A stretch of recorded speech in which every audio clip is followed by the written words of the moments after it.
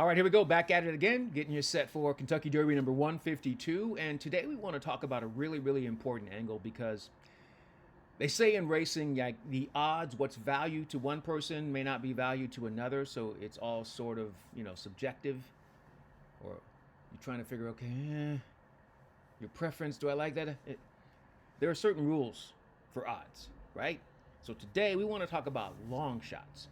And then we're going to talk about exactly what kind of constitutes long shot odds, especially in the Kentucky Derby. And so when we're into this situation here, long shot odds have to be 15 to 1 or higher. That's the way I see it, and it's kind of a standard across the board. Now, if you get a Derby winner at 7, 8, 9, 10 to 1, are you going to be happy? Absolutely. But we still have rules, guidelines, and long shots have to be certain value, and that 15 to 1 kind of makes sense to me. So let's get into it and try to find the best long shot horses that have the chance to win the Kentucky Derby at 15 to 1 or higher. Quick look at our leaderboard. We didn't do the changes here. We didn't scratch out horses. It's just all the horses that qualified. But you got to get rid of some of these horses because they will not be there. Like Class President and Otino obviously are not going to be there. I sincerely, like so sincere, I believe that Iron Honor will not end up running in this race. But we'll see.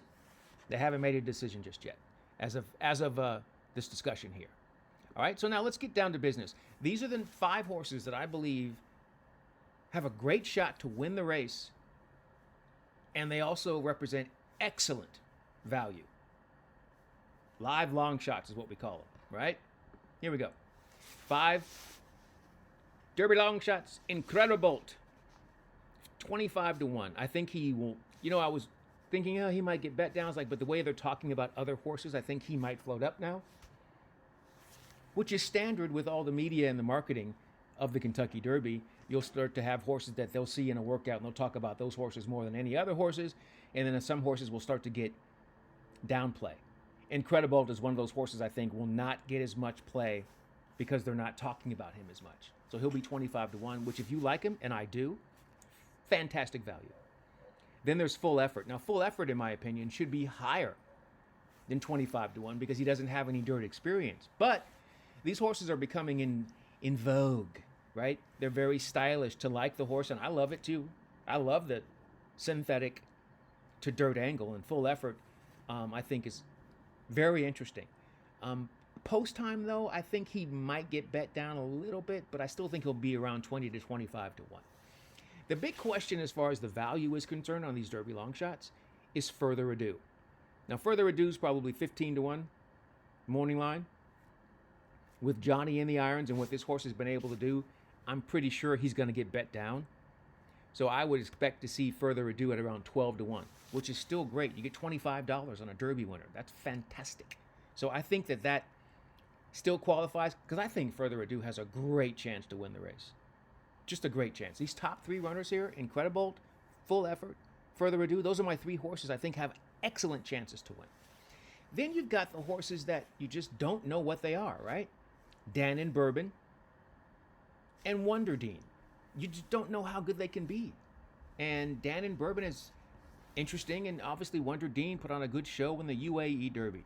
So let's take a look at them and find out why I believe they are live long shots. Well, Incredible has lower speed figures than a lot of the other runners in here, and the Beyer speed figure as well. And that's why folks are probably not going to like him as much, but he loves Churchill Downs. Look at those 2 victories, the maiden score and the grade 3 street sense. And usually when players go back and see that, that's why they're going to bet this horse. But because he doesn't really have impressive figures, they're probably going to let him float up. But I think he's got a great chance, great value. And if you can get that 25 to 1, do it. Full Effort, as I mentioned, has good closing kick. The only reason why he might float up is because he does not have any dirt experience, but his pedigree is not hurting him at all. His pedigree is okay. It may be a question about his distance, but I don't think so. I think Liam's map, I think he's going to be able to get the distance just fine. But the lack of dirt experience and Irad choosing another horse over him might lead to him floating up and being great value. If I get 30 to 1 on Full Effort, I will be a very happy man. Then there's Further Ado, and I told you about the fact that this runner, extremely impressive, He's been able to win over the surface at Churchill Downs. He's been able to crush some fields like he did at Keeneland. He came back to win at Keeneland again. He's having great workouts over the surface right now at Churchill. And then Further Ado is another one that you get the residual effect of Irad rejecting this horse. So Irad rejects this horse to choose Renegade. And then this horse gets John Velasquez to ride. Are you serious? Man, I really feel like Johnny V is going to put this horse in a great spot because he doesn't need to have the lead. But he'll probably want to be in that first flight, just sitting just off of them, and that's dangerous with Johnny V. I think he might get bet down, as I mentioned, 12-1, but 15-1 would be fantastic as well. If you can get that, that's a blessing. And then there's Dannon Bourbon, the undefeated Japanese horse, and that's one of the things right there. An unbeaten horse. You know, we've seen this before, and especially when we talk about the international horses, but this horse, and we've seen how much they've improved with the Japanese-bred horses. Obviously, Forever Young really coming through last year, and the year before that was really tough in the Derby as well, So Dannon Bourbon, you know, he's been able to kind of go to the front end in his early races and then sit off the pace in the last two. So he's versatile, and we just don't know how good he can be. He could be anything. And so he has a chance to win the race because he's shown some versatility and because he's unbeaten. But because we don't know how good he is, he's probably going to float up and be closer to 40-1. But he's got a chance to win, in my opinion. And then there's the other one. Then there is Wonder Dean, another horse. This is a horse bred in Japan. Just what an incredible performance.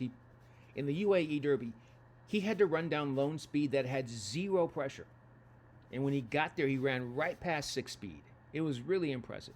So that shows us that the horse doesn't necessarily need a setup, right? He can do what he needs to do. And it was a good-sized field of horses. Now, he didn't have to run around or through or over horses because he was already sitting there in the second and third spot throughout the entire race.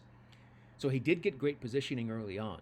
But you don't get that by luck. You get that by using your speed and getting to that spot. So he's definitely something to watch. We just don't know how good he can be. But because of what he did in the UAE Derby, I think he has a chance. And because he's not a North American horse, we're going to let him float up. He might be 50-1 when it's all said and done. Right? Okay. So those are horses that I believe are really live long shots. They can make something happen, and they'll be great value. Speaking of value, we're trying to build the bankroll. So what I'm going to do is kind of give out one pick, play of the day, and the whole goal is to build your Derby bankroll. Hopefully we don't blow through it before we get to Saturday for Derby 152.